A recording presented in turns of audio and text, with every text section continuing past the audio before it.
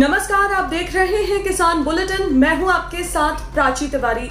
आइए जल्दी से नजर डाल लेते हैं खेती किसानी और गांव से जुड़ी आज की सबसे बड़ी सुर्खियों पर। संसद में पास नए कृषि कानून के विरोध में बन रहे नए कानून। पंजाब की राह पर चल रहे राजस्थान और छत्तीसगढ़। पंजाब के किसान आंदोलन का असर, 40,000 करोड़ के व्यापार पर मंडराए संकट के बादल। मौसम की मार और महंगे बीज से किसानों का हाल बेहाल। खेतों में ही सड़ रहा है आलू का बीज। संसद में पारित कृषि कानूनों को लेकर मचे घमासान के बीच कांग्रेस शासित प्रदेश अब अपने कृषि कानून अलग से ला रहे हैं।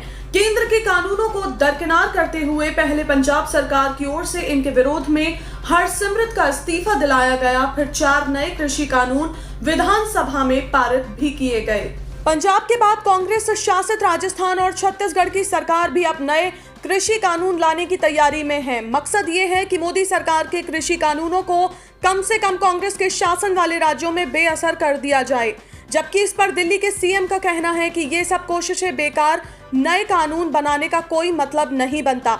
बेहतर है कि केंद्र द्वारा पारित कानूनों में ही सुधार करवाया जाए। वैसे ये बात सही भी है, क्योंकि कोई भी कानून तभी मान्य होता है जब उस पर राष्ट्रपति द्वारा हस्ताक्षर हो जाएं, जो किसी भी एंगल से इतना आसान नहीं है। वहीं कृषि और कानूनों के जानकार का मानना है कि खेती भले ही राज्यों का मुद्दा हो, लेकिन उपज केंद्र के द्वारा ही खरीदी जाती है। एमएसपी भी केंद्र सरकार द्वारा ही तय किया जाता है। मतलब पैसा केंद्र का और धौंस राज्य की, तो ऐसा बिल्कुल नहीं हो सकता। यदि राज्य सरकारें किसानों की इतनी हितैषी हैं, तो वो इन कानूनों में सुधार के लिए केंद्र पर दबाव क्यों नहीं बनाती। इसके अलावा 8% मंडी टैक्स खत्म भी राज्य सरकार करे, लेकिन इस तरह से अलग कानून बनाकर विरोध जताना अच्छी बात नहीं है। ऐसे तो देश में सब नेशनलिज्म को बढ़ावा मिलेगा। वैसे भी केंद्र की ओर से जिन जिन फसलों का एमएसपी निर्धारित किया जाता है, क्या वो वाकई एमएसपी पर खरीदी जाती है? राज्य सरकार की नाक के नीचे किसानों से औने पौने दाम पर उपज खरीदी जाती है, तब राज्य सरकारें इसे लागू क्यों नहीं करती? इसलिए बेहद जरूरी है कि किसानों को उनका हक मिले। केंद्र सरकार को ऐसे कानून बनाने होंगे जिससे किसानों को उनकी उपज का एमएसपी मिले, और राज्य सरकारों को चाहिए कि वो केंद्र के साथ मिलकर किसानों की भलाई के लिए काम भी करे। पंजाब में किसान आंदोलन का असर यहां के व्यापार पर भी पड़ा है, जिसके कारण लुधियाना इंडस्ट्री पर संकट के बादल मंडरा रहे हैं। दरअसल ट्रेन बंद होने के कारण लगभग 3,000 करोड़ का माल अटक गया है। आपको बता दें कि केवल लुधियाना से ही हर साल लगभग 40,000 करोड़ का माल निर्यात व आयात होता है। इंडस्ट्रीज द्वारा माल तैयार कर लिया गया है। वेयरहाउस में माल रखने की जगह नहीं बची। जो कंटेनर कारोबारी को तुरंत मिलते थे, उनके लिए भी 15 से 20 दिन का इंतजार करना पड़ रहा है। डिमांड सही वक्त पर पूरी न होने की वजह से विदेशियों खरीदारों द्वारा ऑर्डर ठुकरा दिए गए हैं। वो अब भारत के बजाय चीन, बांग्लादेश व अन्य देशों का रुख कर रहे हैं, जो व्यापार की दृष्टि से बेहद नुकसानदायक साबित हो सकता है। कारोबारियों की वित्तीय हालत बिगड़ रही है।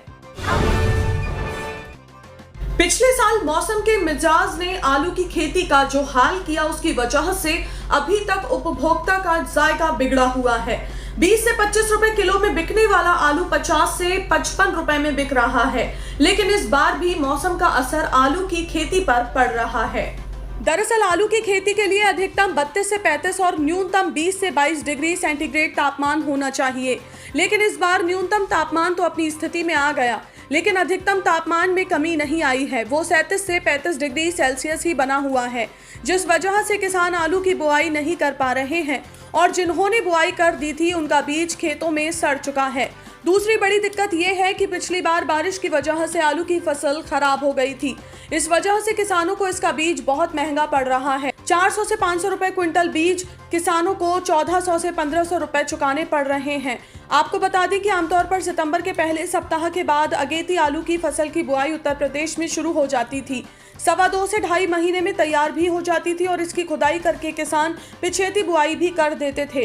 देश में उत्तर प्रदेश और बंगाल में जितना आलू पैदा होता है, वो देश भर की आलू की उपज का लगभग 50% होता है। तो आज के किसान बुलेटिन में फिलहाल इतना ही। आप स्वस्थ रहिए और अपना ध्यान जरूर रखिए। फिलहाल मुझे दीजिए इजाजत। नमस्कार। अगर आप चाहते हैं कि ग्रीन टीवी इसी तरह से किसानों को सशक्त करने के लिए कार्य करता रहे, तो आप भी इसमें अपना सहयोग दे सकते हैं।